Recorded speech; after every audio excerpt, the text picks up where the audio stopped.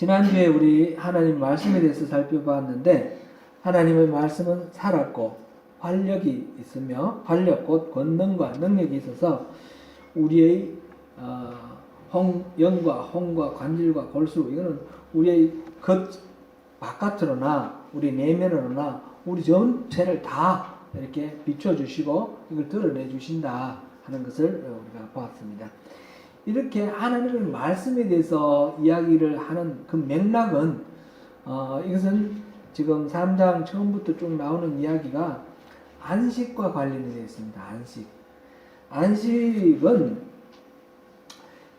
3장 7절부터 나온 말씀에서 광야에 출애굽해서 나왔던, 이집트에서 출애굽해 나왔던 이스라엘 백성들, 그들이 하나님의 음성을 들을 때에, 하나님을 경험할 때에, 하나님 기적을 베풀어 주실 때에 그들이 마음이 미혹되고, 그들이 욕심으로 인해서 마음이 미혹되고, 또 마음이 완고해져서 강팍해져서, 그래서 하나님의 행사는 계속해서 보지만 하나님의 진노를 점점 쌓아갔다 그랬습니다.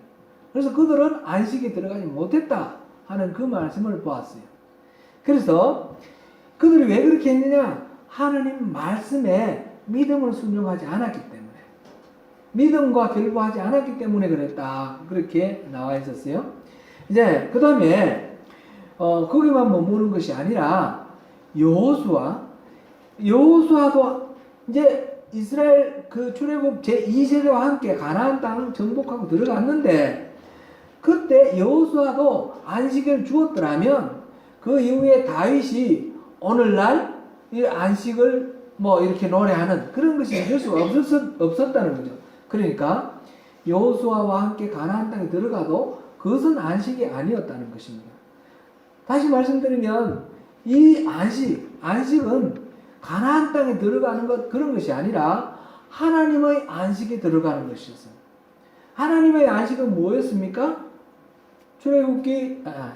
창세기 2장 3절 말씀으로 곧 하나님이 창조를 완성하시고 6일 동안 창조를 완성하시고 완성된 창조를 보존하시는 가운데 쉬시는 것, 그것이 바로 안식이었고, 하나님의 안식에 들어가는 것, 바로 그런 것이다 하는 것이었습니다. 단순히 노동하지 않는 것, 이것이 아니라 노동을 해도 하나님이 그 안식에 들어있으면 노동 자체가 안식이 되는 거예요. 그러니까 안식은 단순히 일하지 않는 것이다, 이렇게만 생각하면 안 된다, 그런 것을 우리가 앞에서 보았습니다. 그런 것을 이제 계속해서 말하면서 하나님의 말씀에 순종하지 않는 그런 이스라엘의 본에 빠지지 말라. 이게 지금 11절부터 지금 이어지는 게 지금 16절까지인데, 11절, 그러므로 우리가 저 안식에 들어가기를 힘쓸지니 이는 누구든지 저 순종하지 아니하는 본에 빠지지 않게 하려 하심이라, 그렇게 했습니다. 안식에 대한 이 약속이라는 이 맥락에서 하나님의 말씀은 살았고 활력이 있고, 그 다음에 우리의 안과 밖을 다 조명해서 드러내서 다 하나님께서 판단하신다, 그렇게 되었습니다. 이제 오늘은 그것에 이어서, 그렇게 이어서 하나님의 안식에 들어가는 것을 어떤 식으로 우리가 계속 해야 되는지 그 비결에 대해서 살펴봅니다. 오늘 본문 14절을 다시 한번 읽어보겠습니다. 우리 같이 읽습니다. 시작. 그러므로 우리에게 큰 대제사장이 계시니 성전하시니 곧 하나님의 아들 예수시라. 우리가 믿는 도리를 굳게 잡을지어다. 아멘. 그래서 큰 대제사장 그랬는데, 대제사장은 어떤 사람이에요? 제사장 중에 큰, 그죠? 큰 대자잖아요. 그렇죠? 그런데 또 앞에 큰이 붙었어요. 큰 제사장이에요. 그죠? Great High Priest 이렇게 돼 있는데, 영어로 그 Great나 High나 같은 의미예요. 그래서 이 어법상으로는 좀 부자연스럽습니다. 우리가 역전 앞에 외갓집 있는데 역전 하면 그 전자가 앞전자잖아요. 그죠? 역 앞인데 왜가 할 때 가짜가 집가짜이기 때문에 왜가 하면 충분한데 왜 갔지? 역전합 이렇게 하죠. 이렇게 이제 말을 더 붙이는데 또 뭔가 이건 일상에 많이 이게 틀린 말이긴 하지만 익숙해져서 이제 뭐 그것도 맞는 말처럼 이렇게 쓰이기도 합니다. 그 역사 앞이다라는 걸 강조하기 위해서 역전 앞이다 그러는 것이고, 그렇습니다. 이 큰 대제사장, 이거는, 그런 것하고는 조금 달라요. 조금 다른데, 역사상 구약시대에 제사장이 많이 있었어요. 제사장 많이 있었는데, 그 중에, 첫 번째 사람이 대제사장 아닙니까? 전체, 모든 제사장을 통괄하는 대제사장. 그 대제사장이, 그 이스라엘의 역사를 쓴 요세푸스의 기록에 따르면 이 대제사장이 83명이 있었대요. 83명이 있었는데 예수님은 그러한 역사상 실제 했던 대제사장들하고는 비교할 수 없이 크신 분이다. 위대하신 분이다. 그런 의미로 큰 대제사장 이렇게 표현하고 있습니다. 예수님은 큰 대제사장입니다. 그리고 그 큰 대제사장을 설명하면서 앞에 뭐라고 했습니까? 우리에게 큰 대제사장이 계시니 성천하시니 곧 하나님의 아들이다. 그렇게 말했습니다. 성천하셨다. 예수님은 대제사장이신데 성천하셨습니다. 성천하셨다는 말은 오를 성자 하늘 천다니까 하늘로 올라갔다. 그런 의미죠. 이거는 우리가 이제 성천했다 하면 이미지가 떠오르는 것이 공중부양 싹 해가지고 하늘로 싹 올라가는 거죠. 그 사도행전 1장 9절에 보면 그 예수님의 제자 500명의 문도가 있는데 그들 보는 앞에서 예수님이 공중으로 쏙 올라가서 구름 사이로 사라졌어요. 제자들이 막 쳐다보고 있으니까 그 천사가 말을 하죠. 이렇게 올라간 이 모습 그대로 내려오시는 것을 볼 것이다. 사도행전 1장 9절을 같이 한번 읽어봅니다. 시작. 이 말씀을 마치시고 그들이 보는데 올려져 가시니 구름이 그를 가려 보이지 않게 하라. 이렇게 공중으로 이렇게 부양해서 쏙 하늘 저 구름 위로 올라가는 것 같아요. 그러면 예수님은 올라가서 어디쯤 가 계실까요? 대기권 밖인가요? 아니면 은하계 어딘가요? 아니면 잘 모르겠어요. 이 공중으로 둥둥 떠올라가는 그런 게 생각나는데 이 승천한다라는 말의 의미는 원래 이 승천한다라는 단어는 하늘을 통과해 간다 그런 뜻이에요. 하늘을 가로질러 간다 그런 뜻이에요. 하늘을 지나간다는 거예요. 여기가 하늘이 있으면 하늘을 관통해서 지나간다는 거예요. 바울 사도가 삼천천을 보았다 그랬는데 이 하늘, 우리가 보는 이 우주 바깥에 이 하늘, 이런 하늘하고 다른 차원의 하늘이 있는 거예요. 그죠? 하나님은 우주를 창조하셨잖아요. 창조하셨으니까 하나님이 이 창조된 이 우주 속에 계시는 분이 아니에요. 그러니까 예수님이 승천하셨다라는 것은 하늘을 뚫고 하나님의 그 보좌, 권능과 그 영광의 자리, 그곳으로 가셨다라는 것이죠.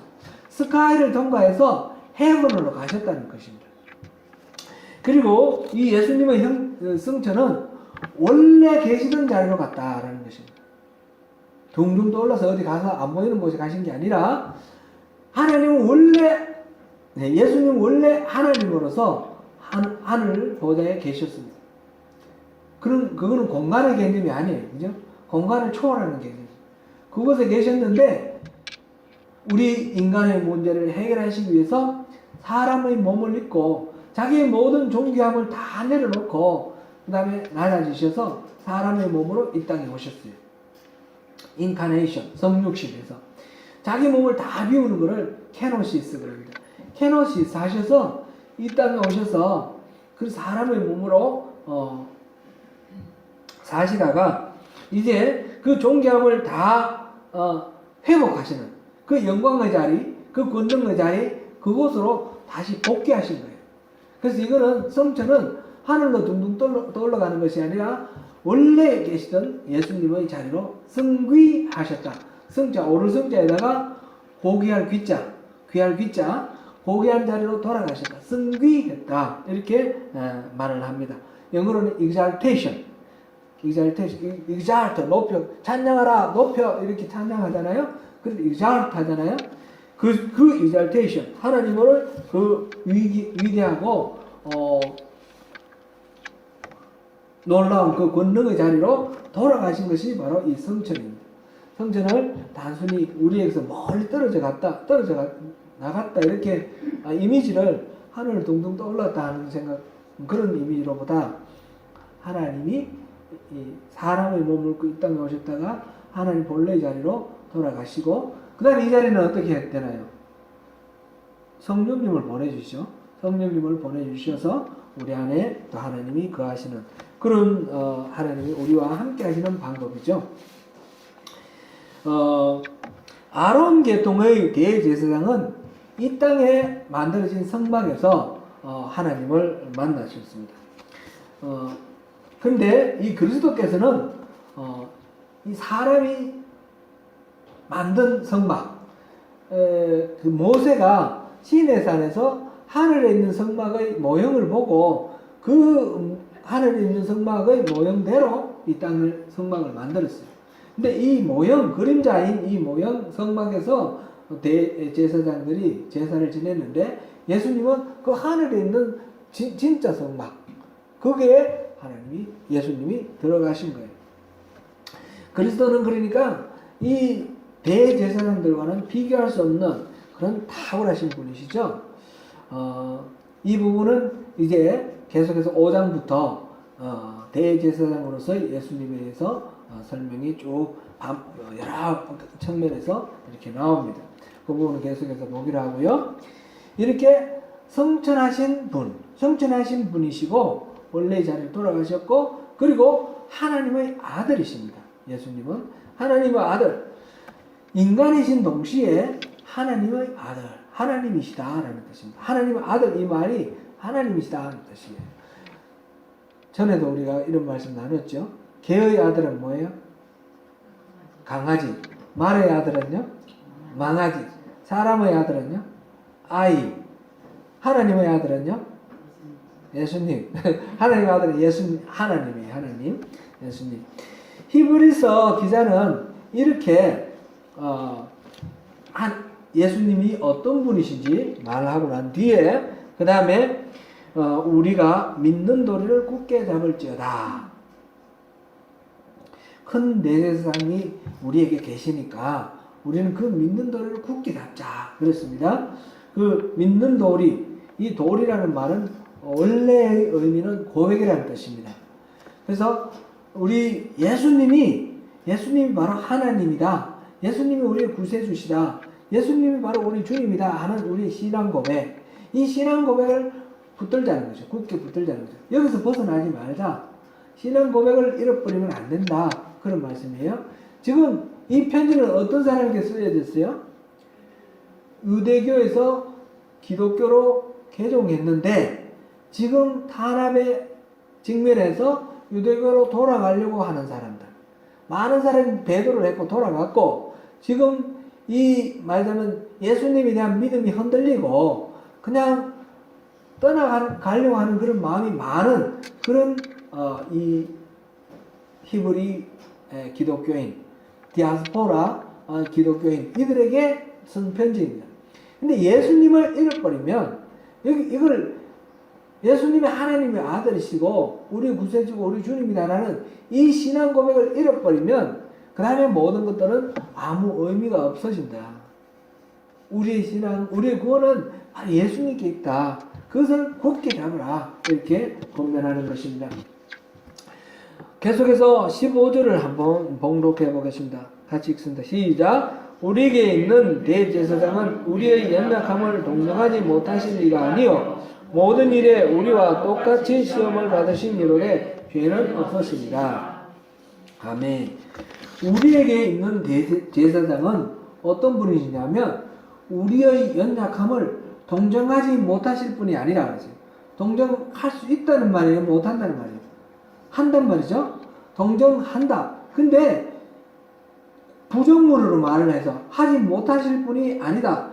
절대로 그런 분이 아니시다. 그래서 분명히 동정하실 분이다. 이걸 강조하고 있는 거죠. 동정하실 분이다.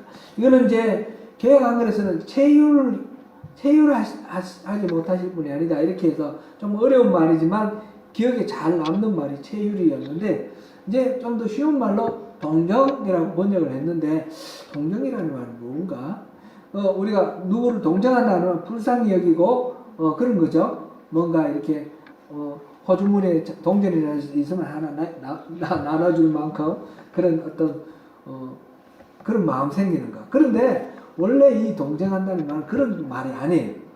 같을 동자, 이 마음 정자, 이 마음이 같아지는 거예요. 영어로는 뭐라고 번역되어 있습니까? 영어로는 sympathize라고 되어 있어요. 그죠? 심이라는 말, sym 또는 syn은 같다는 뜻이에요. synchronize, 그럼 시간을 같이 해서 동시에 움직이는 걸 synchronize라고 그러지 않습니까? 마찬가지로 이 심이라는 말은 pathy하고 이 심이 같아졌다는 거죠. sympathy. pathy는 어디서 나왔냐면 파토스라는 말에서 나왔어요. 파토스는 우리 감정인데 상대의 감정, 그런 것을 나타낼 때 파토스라고 합니다. 이 파토스라는 말, 우리 심퍼타이즈를 더 잘 이해하기 위해서 예수님이 지금 심퍼타이즈 한다는 게 무슨 의미인가, 이걸 잘 이해하기 위해서 제가 찾아보니까 철학자 아리스토텔레스의 그 레토릭이라는 그 수사학 그 저서에 나오는 이야기를 좀 소개를 해드리면 좋겠다 생각됩니다. 아리스토텔레스가 사람과 사람 사이 대화를 나눌 때 상대를 설득할 수 있는 그 방법, 설득을 할 때 세 가지 요소를 말합니다. 우리 학생들은 이거 학교에서 또 혹시 배울지 모르겠어요. 아주 중요한 겁니다. 학교에서 안 배우더라도 이건 알고 있으면 좋아요. 이 세 가지 요소가 있는데, 첫 번째는 로고스예요. 로고스는 뭐죠? 우리 말씀도 로고스라고 그랬잖아요. 논리. 원래 이제 보편적으로 쓰이는 그리스 말로 논리라는 뜻이에요. 상대방에게 명확하게 증거를 제시할 수 있는 논리. 이건 이렇다라고 납득하게 만드는 논리입니다.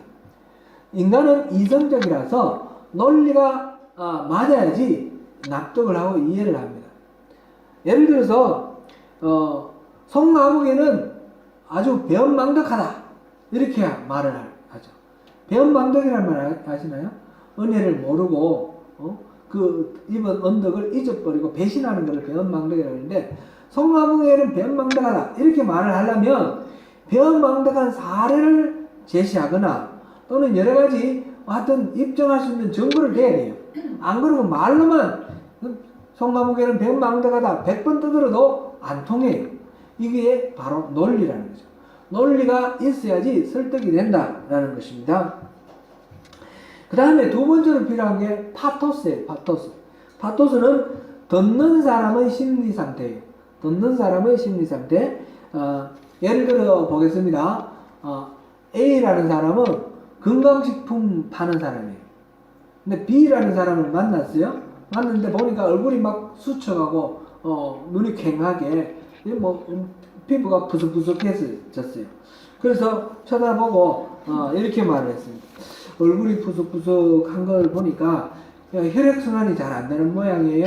혈액순환을 잘 도와주는 건강식품이 있는데 이거 한번 써보실래요? 이렇게 말을 했어요. 이러면 그 사람이 얼른 그 말을 듣고 받아들일까요? 안 될까요? 그 사람의 심리 상태에 따라서 달라지는 거예요. 근데 이 B라는 사람이 실제로는 지금 심각한 고민이 있어요.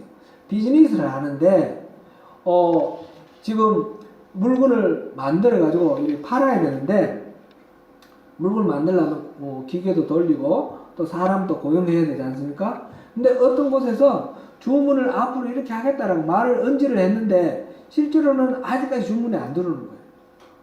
지금 매상은 많이 떨어졌어요. 그래서 정상적으로 하면 이 라인도 줄이고 생산 라인도 줄이고 직원도 좀 줄여야 돼요. 줄여야 되는데 이쪽에서 주문하겠다고 약속을 했기 때문에 줄을 넣으면 나중에 다 다시 이렇게 하기도 좀 그러니까 조금 더 기다려 보는데 이게 자꾸 길어졌어요. 이제 데드라인에 왔습니다. 조금 더 가면 부도 날 지경에 됐어요. 그러니까 밤잠을 못 자면서 지금 고민하는 거예요. 이거 줄여야 되냐 아니면 조금만 더 기다려 봐야 되냐, 저 사람이 왜 주문한다고 그래놓고 안 하지? 그러면서 노심초사 고민하느라고 잠 못 자서 헐떡해져 얼굴이 푸석푸석해졌어요. 그런데 혈액순환을 돕는 건강식품을 이렇게 추천한다 그러면 얼른 그걸 받아들일까요? 안 되겠죠. 전혀 이게 딴 엉뚱한 수소를 잘못 짚은 거죠. 이렇게 그 말을 듣는 사람의 어떤 상황, 심리 상태가 이 말을 설득력이 있게 만드는 중요한 요인이 된다는 거죠. 첫째는 로고스였고 둘째는 파토스였어요. 이거는 여러분 심리 상담 이런 거 할 때도 굉장히 중요한 거고요. 앞으로 어떤 고객을 대할 때도 여러 가지 측면에서 굉장히 중요한 거니까 상식적으로 알아둘 필요가 있습니다. 세 번째는 이 아리스토텔레스의 설득, 이거는 아주 이분이 잘 포착을 한 것 같아요. 세 번째로는 뭔가 하면 에토스예요. 에토스는 말하는 사람의 성품을 말합니다.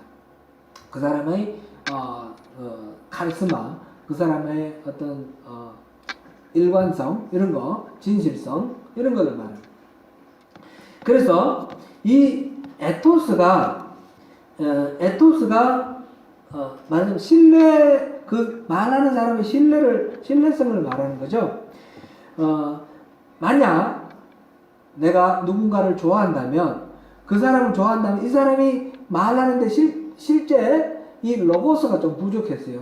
그래서 논리가 좀 부족해. 말이 좀 앞뒤가 좀 안 맞는 게 있더라도 그 사람이 하는 말을 하면 믿어주고 싶은 마음이 생겨요. 또는 파토스, 내가 아직 어떤 상황인지 이 사람이 잘 모르고 엉뚱한 소리를 좀 해요. 그래도 내가 이 사람을 좋아하니까 그냥 받아들여주는. 로고스나 파토스가 부족해도 에토스가 확실하면 이거는 좀 설득을 받아준다는 거죠. 그래서 가장 중요한 것은, 이 세 요소 중에 가장 중요한 것은 에토스예요. 그 말하는 사람의 신뢰성. 그 두 번째 중요한 건 파토스예요. 듣는 사람의 상태, 심리 상태. 그러니까 말하는 사람은 자기가 아주 신실하게, 평소에 신실하게 살아야 되겠지만, 그 다음에 이제 생각할 거는 이 듣는 사람이 지금 어떤 마음을 듣고 있는가, 이거를 예의주시하면서 말을 해야 되겠죠. 그다음에 세 번째로는 로고스. 설득력이 없으면 또 안 되는 거니까. 논리가 없으면 안 되는 것이니까. 심퍼사이즈라는 거는 이 두 번째를 이야기합니다. 이 무슨 말을 할 때 상대의 그 상황에 내가 공감을 해서, 공감한 상태에서 이렇게 하는 것. 하나님과 우리의 관계 속에서, 하나님은 예수님과 우리의 관계 속에서, 예수님은 대제사장으로 하나님 우편에 계시는데, 예수님이 무슨 말씀하시는 게 우리에 대해서 우리의 파토스를 온전히 다 헤아리고 계신다는 것입니다. 그래서 sympathize, 우리와 공감하시는 분, 동정하시는 분, 그렇게 표현을 했습니다. 하나님이 어떻게 우리를 공감하실 수 있습니까? 그거는 하나님이시지만 사람의 몸을 입고 이 땅에 오셔서 사람으로, 100% 사람으로 살아주셨기 때문에 우리의 모든 상황과 형편과 이런 고민, 이런 것들을 다 아신다는 거죠. 하나님의 시간과 공간을 초월하신 분이지만 이 속에, 연약함 속에, 연약함이라는 것은 쉽게 넘어지고 죄의 유혹에 쉽게 빠지는 이런 연약함뿐만 아니라 인간의 모든 그 약점, 제한성, 한계성, 그것을 다 포함하는 말입니다. 딴 곳에서 무슨 일이 일어나는지 몰라서 여기서만 판단하는 거, 이게 우리들 인간들의 아닙니까? 예수님은 그런 거 다 겪으셨다는 거예요. 예수님 오실 때 성인으로 말 타고 오신 것이 아니라 엄마 뱃속에서 10달 동안 자라면서, 그러면서 엄마 뱃속에서 태어난 아기로 태어났고, 그러면서 배고프면 울고 또 애를 먹은 거 또 싸고 그러면서 자란 거예요. 그 누가복음 보니까 예수님이 키가 자라고 지혜가 자랐다고 그랬어요. 키가 자라고 지혜가 처음부터 하나님으로서 완전 모든 전지전능하신 분이 아니고 끊임없이 학습하면서 조금씩 배워가면서 지혜를 넓혀가신 분이 예수님이시에요. 우리 인간과 똑같이 자라면서 변해가신 분이에요. 그러니까 우리가 처한 그 상황, 우리 인간적으로 갖고 있는 어떤 고민, 고뇌, 어려움 이런 모든 것들을 다 알고 계신다는 거죠. 우리 가운데 어떤 경우도 예수님이 알지 못하실 경우는 없어요. 예수님도 똑같이 시험을 받으셨고 굶주리기도 하셨고 목말라 하시기도 하셨어요. 졸려서 골아 떨어지시기도 하셨고 여우도 굴 있고 공중의 새도 깃들 곳이 있는데 인자는 머리 둘 곳도 없다. 이렇게 방랑하면서 하시는 그 삶의 애환 그것도 말씀하셨어요. 바리새인들과 세관들에게 멸시와 천대를 받으면서 마음의 고통을 많이 당하셨어요. 십자가 달리기 전에 그 겟세마네 동산에서는 극도의 고뇌 속에서 하나님께 기도합니다. 할 수만 있으면 이 잔을 내게서 지나가게 해주십시오. 그러나 내 뜻대로 마시고 아버지 뜻대로 하십시오. 그럴 때 그 고뇌 속에서 기도할 때에 땀이 마치 피가 흐르던 것처럼 주르르 땀이 흘렀다는 것입니다. 그렇게 간절하게 기도했습니다. 예수님은 우리의 모든 연약함을 다 아십니다. 아무리 예수님이라도 이건 모를걸? 내가 지금 이런 처지에 있는 거 이런 상황은 아실 수가 없어. 그런 경우는 없다는 거예요. 예수님은 모든 것을 다 이렇게 동정하시는 분이십니다. 그분은 자기 죄 때문에 십자가를 지신 분은 아니고요. 그분은 죄가 없었습니다. 하나님과 인간 사이를 중재하는 기름 부음 받은 자가 셋이 있죠. 왕, 그 다음에 선지자, 제사장. 우리 이 부분은 여러 번 살펴봤지만 왕은 대리해서 통치하는 자니까 빼놓고 일단 하나님은 우리 사이에 직접적으로 중재하는 두 직분이 있어요. 선지자는 뭡니까? 하나님의 편에 서서 사람을 향해서 하나님의 말씀을 선포하는 겁니다. 죄를 회개하라고 하나님의 징계를 선포하시는 것입니다. 반면에 제사장은 뭡니까? 제사장은 인간의 편입니다. 인간의 편에서 하나님 앞에 나가서 짐승을 잡아 피를 받아가지고 그 하나님 앞에 갖고 가서 하나님 우리는 죄를 져서 이렇게 죽을 죄입니다. 우리 대신 이 짐승이 죽었습니다. 용서해 주세요. 대제사장은 인간을 변호하고 인간의 죄를 위해서 하나님 앞에 호소하는 그런 직분입니다. 예수님께서 하나님 보좌 우편에 앉으셨는데 선지자로서 앉으신 것이 아니라 제사장으로 앉으셨어요. 대제사장으로서 큰 대제사장으로서 우리의 모든 문제를 다 하나님 앞에 아뢰고 변호하고 또 우리 입장을 대변해 주시는 그런 분으로 하나님 보좌 우편에 계십니다. 본문 16절을 계속해서 읽어보겠습니다. 16절 같이 읽습니다. 시작. 그러므로 우리는 긍휼하심을 받고 때를 따라 돕는 은혜를 얻기 위하여 은혜의 보좌 앞에 담대히 나아갈 것이다. 아멘. 하나님의 보좌 앞에 나가자. 하나님 앞에 나가자는 거죠. 근데 우리가 신앙의 핵심은 주님하고 친밀한 교제다. 이 말씀을 잘 한번 나눴어요. 결국 우리가 기도하는 거죠. 예배하는 거죠. 우리 살아있는 모든 삶이 하나님과 더불어 동행하는 그런 삶이 되는 것이 바로 이 보좌 앞에 나가는 것입니다. 그럴 때에 때를 따라 얻는 그 은혜를 위하여, 때를 따라 돕는 은혜를 얻기 위하여 그 보좌 앞에 나가자. 은혜의 보좌 앞에 나가자 그랬는데 이 부분은 좀 오해가 좀 있어요. 때를 따라 돕는 은혜를 얻기 위하여. 때를 따라 돕는 은혜를 얻기 위하여 이 말을 때를 따라를 우리가 기도하면 그때마다 우리 기도할 때마다 베풀어 주시는 그 은혜, 그거를 위해서 우리가 기도하자. 기도해야 응답이 있다. 이런 식으로 교회에서 가르치기도 하고 그렇게 많이 생각합니다. 근데 여기서의 의미는, 정확한 의미는 그런 뜻은 아닙니다. 우리 기도할 때 하나님 응답하신다, 그런 의미는 아니고요. 때를 따라라는 말은 가장 적절한 때에 또는 필요한 때에, 영어 성경은 뭐라고 되어 있습니까? In our time of need. 우리가 필요한 때에 하나님이 주시는 도와주시는 그 은혜라는 것이죠. 그러니까 우리가 기도를 하지 않더라도 하나님은 필요할 때는 주셔요. 그런 걸 생각해야 돼요. 기도해도 안 주실 때도 있어요. 필요하지 않으니까. 우리의 필요를 가장 잘 아시는 분은 우리 자신이 아니라 하나님이세요. 그래서 우리가 기도를 할 때 하나님 응답은 세 가지가 있다 그러죠. 우리가 기도하는 대로 yes, 바로 즉시 yes 하시는 기도, 또 no 하는 기도가 있어요. 또 이것도 아니고 저것도 아니고 알 수 없는 그런 상태에서 그냥 계속 기다리게만 하는 웨이터, 그런 세 가지가 있어요. 또 yes라고 한다 해서 반드시 우리의 그 뜻을 받아들이고 존중하는 것이 아니라는 것을 우리가 이 히브리서 3장 7절부터 나오는 그 말씀 통해서 우리가 살펴봤습니다. 그러니까 우리가 기도를 할 때 내 기도에 대해서 하나님이 어떻게 응답하시느냐, 이것이 절대적으로 중요한 것이 아니라는 것입니다. 철저히 자기중심적인 생각을 내려놓는 것이 중요한 것입니다.